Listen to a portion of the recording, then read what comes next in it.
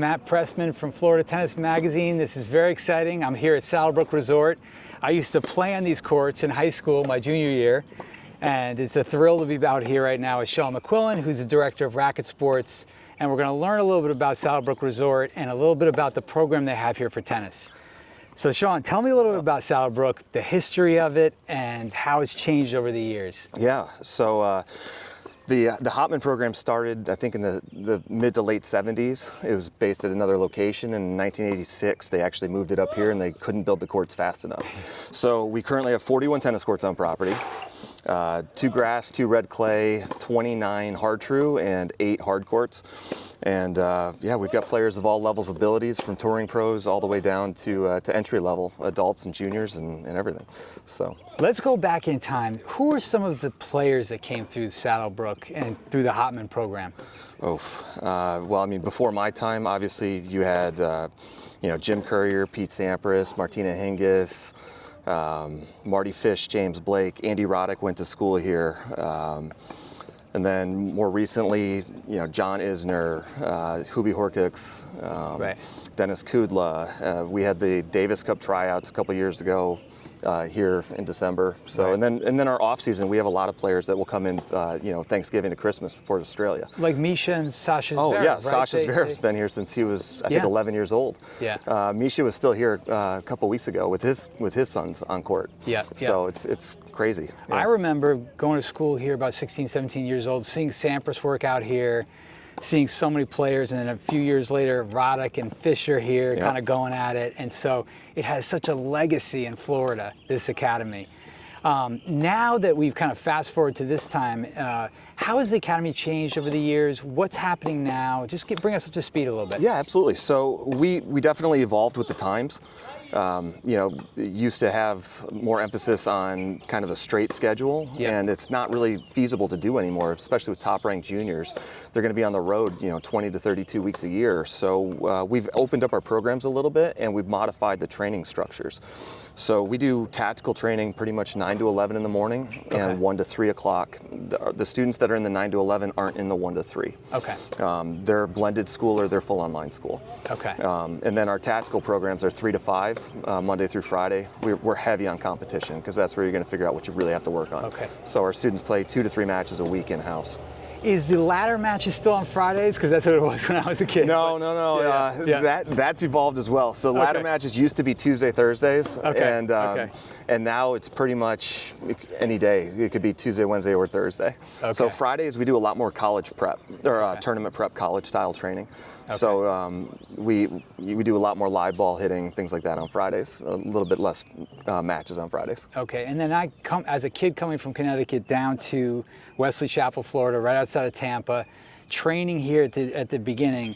I couldn't believe the fitness level that it took just to stay on court here for like 4 or 5 hours a day. Yeah. But there's a lot more attention now to fitness and to stretching and to an overall strength and conditioning program, right? You were talking Correct, about? Yeah. If you look at the average age of the top 100 players right now, it's gone up significantly in the last 20, 30 years. Yeah. So a lot of that is prehab, rehab, nutrition.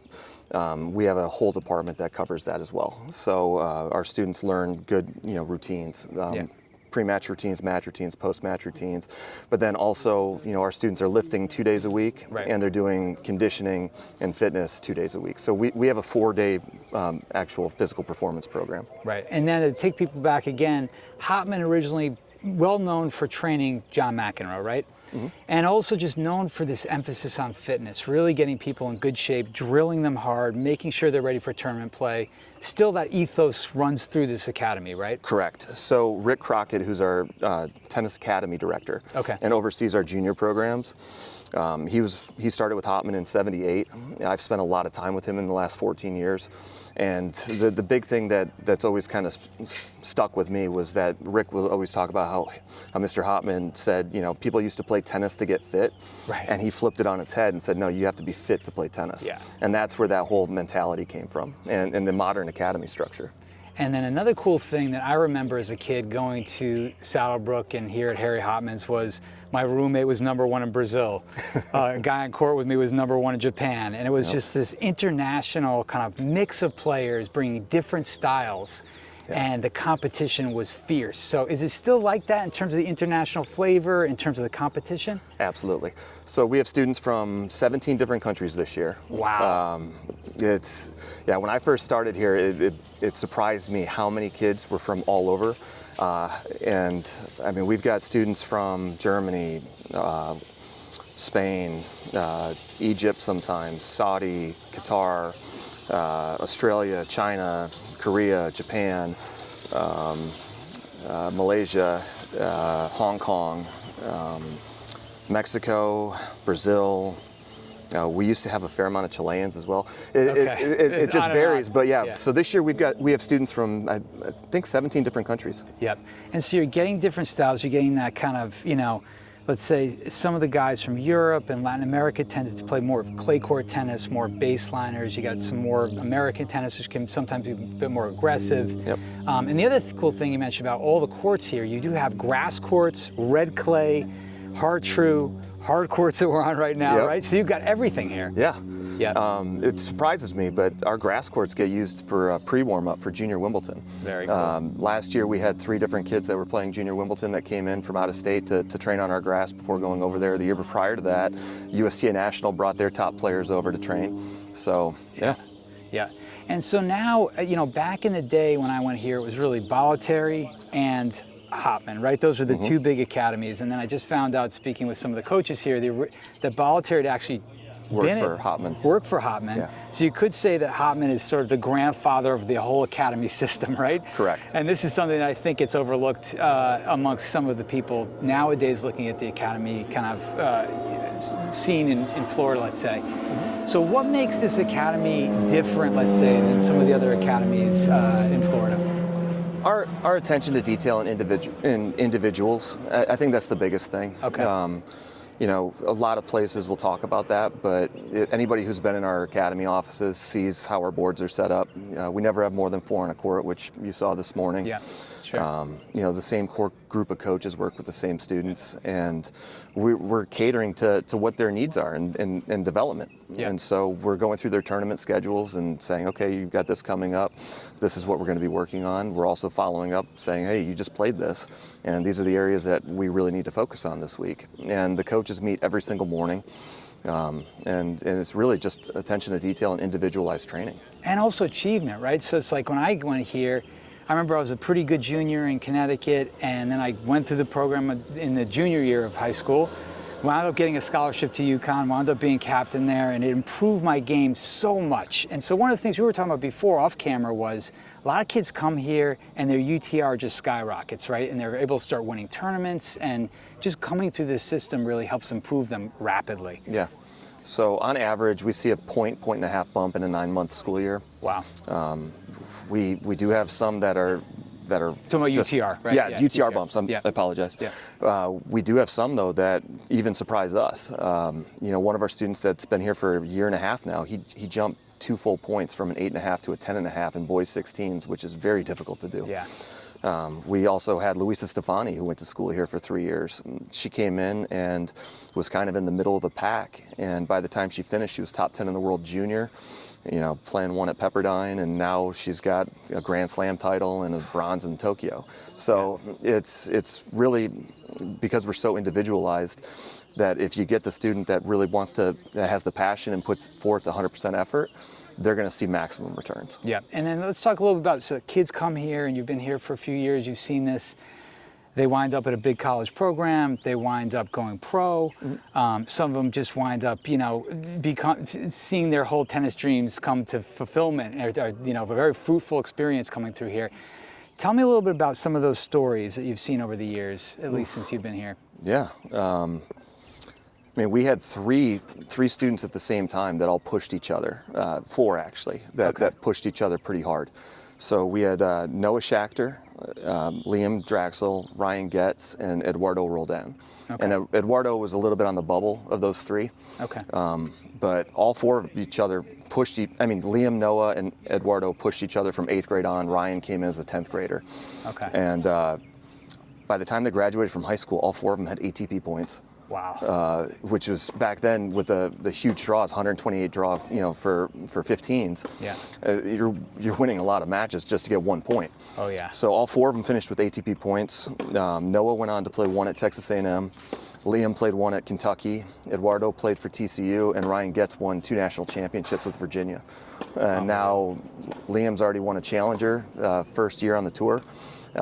In that 200 ATP rank. Noah's been focused on doubles the last couple of years on the ATP tour, and now he's making a run at singles. So we'll see if he can break through also. Amazing. But all 4 of them started, 12, 13, 14 years old here. Came through that system and then really achieved so much. And it's so funny because not only is the training so great here, but the environment. I mean, you got palm trees everywhere. Yeah. You got pools, you got golf, you've got this incredibly beautiful facility. And it's unlike anywhere else, I feel like, in Florida. So what makes it different, for kids being in such a different environment, let's say, than the usual? So when I first started here, everybody can have a bad day at work, right? Right. And I looked around and I was like, I can't have a bad day here, yeah. I was like, how is it possible to have a bad day here? Yeah. You got palm trees, you got blue skies. Yeah. The weather's almost perfect all the time. And it's just one of those where, for the kids though, they can get a little bit wrapped up in things, but because of the structure of our program and the routines, it's tough for them to carry any of that from session to session. Yeah. So. Yeah.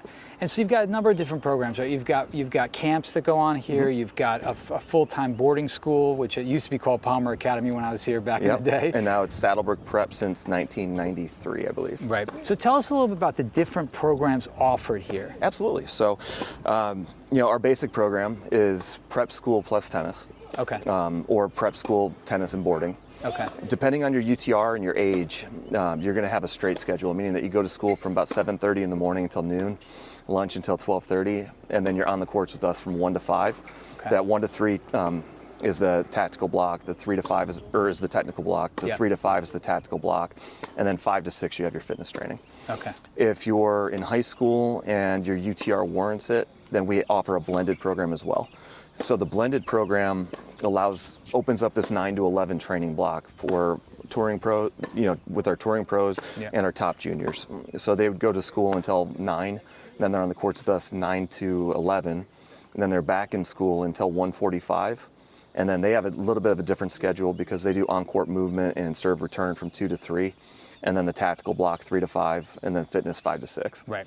Right. So still it's a lot. Still intense, as it was back when I was here, yeah. Yeah, and then we have a premium tennis option as well. So what that is that's bring your own education. Okay. You can board with that as well. Okay. But that opens up all 3 training blocks, and that's geared towards students that are going to be on the road a lot.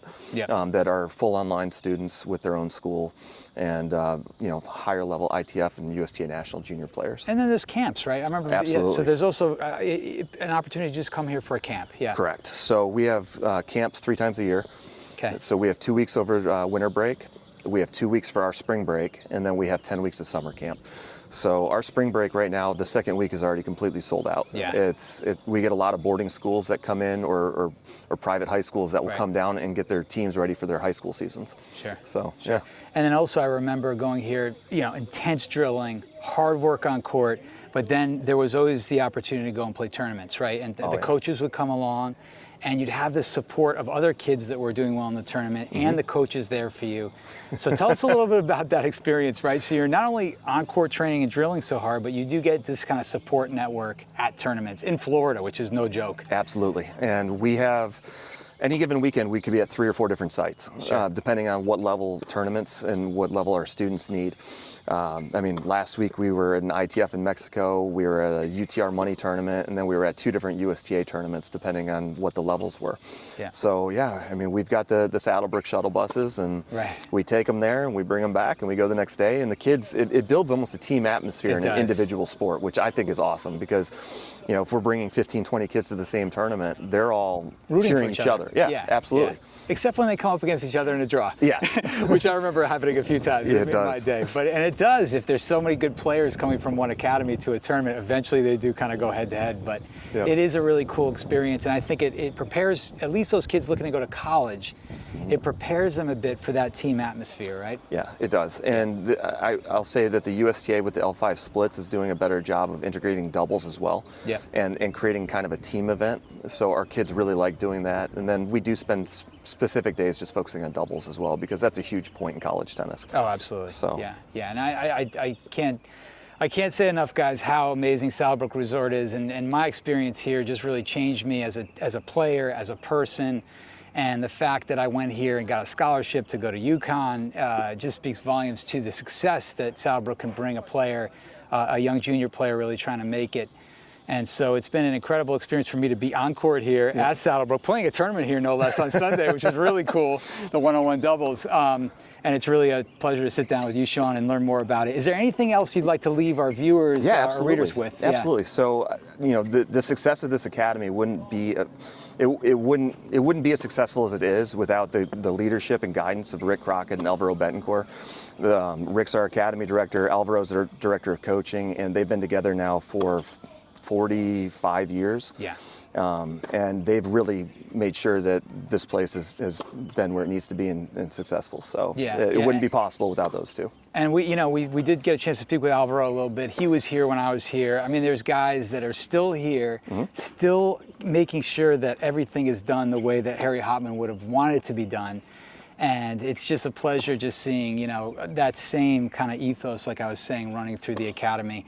And Alvaro just, is a legend in the world of academy tennis, and just in general is a great pro player and the like. So awesome. Yeah. Awesome. Anything else you'd like to leave our folks with? Or? I think that's it, Matt. Awesome. So, hey, great thank you. seeing you. Thanks so much, man.